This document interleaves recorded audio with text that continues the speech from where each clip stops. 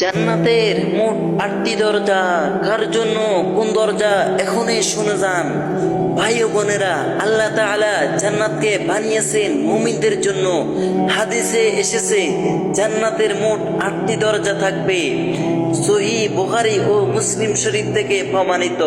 প্রত্যেকটি দরজা দিয়ে নির্দিষ্ট আমলকারীরা প্রবেশ করবে। দরজাগুলো হচ্ছে: 1 নম্বর সালাতের দরজা, যারা নামাজে অটল থাকবে। 2 নম্বর জিহাদের দরজা, যারা আল্লাহর পথে জিহাদ করবে। 3 নম্বর সাদকার দরজা, যারা দানশীলতা হবে। 4 নম্বর সওয়ামের দরজা, যারা রোজা রাখবে। 5 নম্বর তাওবার দরজা, যারা আল্লাহর কাছে ক্ষমা চাইবে। 6 নম্বর হজ্জের দরজা, যারা হজ ও উমরা করবে। 7 নম্বর তাকওয়ার দরজা, যারা গুনাহ থেকে বেঁচে থাকবে। 8 নম্বর জিকিরের দরজা, যারা বেশি আল্লাহকে স্মরণ করবে।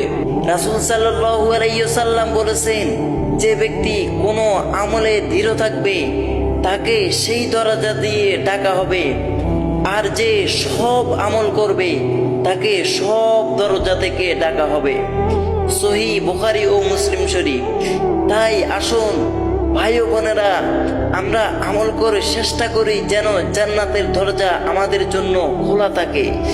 ভিডিওটি বেশি বেশি শেয়ার করে দিন যাতে সবাই জানতে পারে।